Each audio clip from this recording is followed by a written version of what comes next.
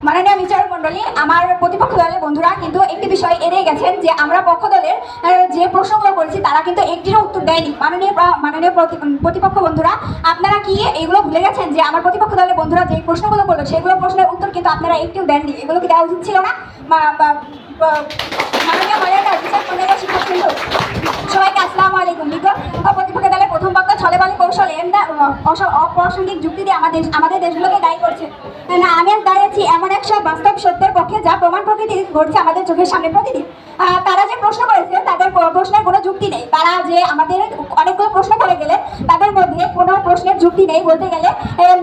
কখনো কি দেখেছেন কালো কাককে সাদা জুব্বা পরিয়ে দিলেই কি তারা আবার অন্যান্য পাখি কিংবা অন্য পাখি হতে পারে?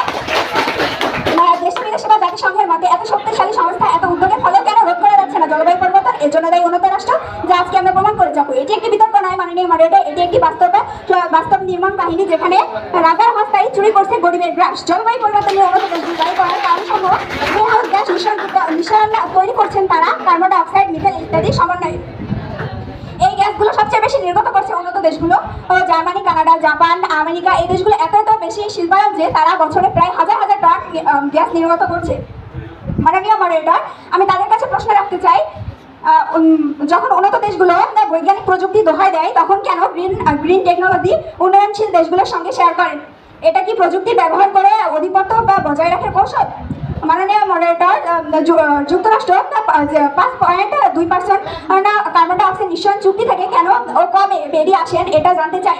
তারা কি নিজেদের দোষ লুকাতে এসব করছেন? মাননীয় মডারেটর, আমি তাদের কাছে আরও কিছু প্রশ্ন রাখতে চাই যে তারা যে বললেন যে চীনটা হচ্ছে উন্নয়নশীল রাষ্ট্র, কিন্তু এটা তো তাদের ভুল তথ্য, কেননা চীন এখানে উন্নত রাষ্ট্র নয়। আর প্রকৃতি দুর্যোগের ফলে যেসব মানুষ মারা যাচ্ছে তাদের 95% মানুষ উন্নয়নশীল দেশের। প্রতিপক্ষ, আপনারা গ্রিন হাউস গ্যাস নিঃসরণ করছেন এবং প্রকৃতি দুর্যোগ সৃষ্টি করছেন, কিন্তু এর ফলে সৃষ্ট কারণে আমাদের মতো কেন দরিদ্র মানুষগুলোকে মরতে হবে? আপনারা কি বলতে পারেন?